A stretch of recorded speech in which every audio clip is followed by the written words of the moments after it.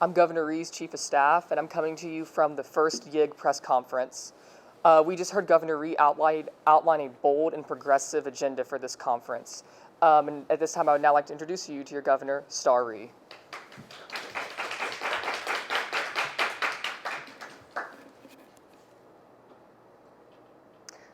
I'll take questions now. Governor Rhee, Yes. what do you think about TennCare? So I think that we need to take the initiative to expand TennCare in order to allow access to more people. Right now we have an insurance gap where there are about 250,000 people in the state of Tennessee who are uninsured because they make too much to be covered by Medicaid, but they don't make enough to afford insurance on their own. We've seen one blue Senate proposal that has done a great job of addressing this gap in TennCare in order to expand that and gain some of the federal money that's on the table for the state of Tennessee. So I fully support the expansion of TennCare in order to cover more people, and I think that that blue Senate bill is the first step in making sure that we're able to do that. Governor Rhee, Governor Rhee. Yes, you. Cotton Press, what has been your favorite part of being governor this year?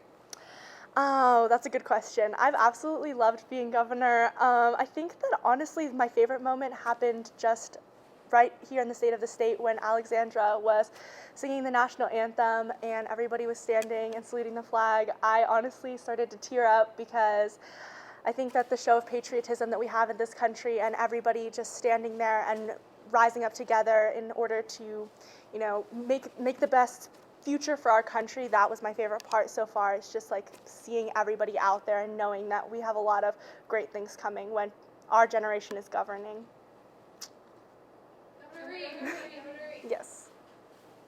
Yeah, in the back, sorry. Aldrich Press, what do you think is the number one issue in Tennessee? I think that education is probably the number one issue in the state of Tennessee. We obviously have a lot of issues, but I think that that is the root of where most of our problems come from. When kids don't get a good education starting off, they don't have the resources to get a good job later on. That fuels poverty, it fuels crime, and a lot of the other major issues that we're seeing in our society. So I would say that the root cause of most of our problems is education, and that starting to close the achievement gap between urban and rural schools is going to be really important, and that also closing the achievement gap between poor and rich kids, black and white students, and we need to make the efforts to make sure that kids, no matter what their zip code is in this state, are receiving the best and most high quality education so that they can live a prosperous future. Governor Rhee, Governor Rhee, Governor Rhee. Yes. Griffith Press, what type of bills are you focused on passing? So right now we're focused on a couple different bills. We are writing 2 GovCab bills right now. I have my governor's cabinet out in the hallway working on those. One of them is a raise in the gas tax, which is going to be really important for revenue, and it's going to bring in a lot of revenue that's going to help us to balance the budget with all of the other bills that cost a lot of money that people have proposed that are great ideas but that we don't have the money for right now. The other GovCab bill that we have people working on is about addressing opioid addiction and heroin use in the state of Tennessee, which has become a major problem, and making sure that we start to treat that as a public health issue. Those are the 2 main priorities for the governor's cabinet. And then obviously the bills outlined in the governor's packet that are on the floor right now are some that we're watching and trying to make sure get passed, and we're keeping our eye on those as well. Governor Rhee, Governor Rhee, Governor Rhee. In the back. Aldrich Press, has being governor changed your views on different controversial topics through your extensive research on them? So my opinions changed on a lot of topics while I was running for governor, because that was where I started to do my intense research. A lot of my opinions have stayed pretty similar because I wanted to uphold all of my campaign promises. I wanted to stick with the same platform that I ran on.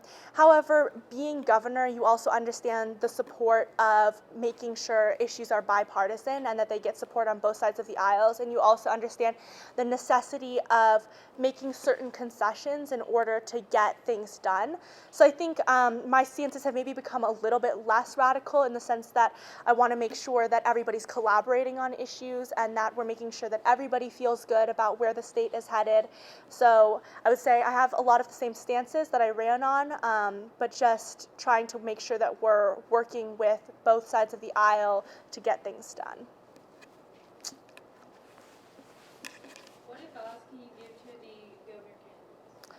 My best advice to the gubernatorial candidates would be to stay true to who they are and have a lot of confidence in themselves, and also to go out and talk to other people.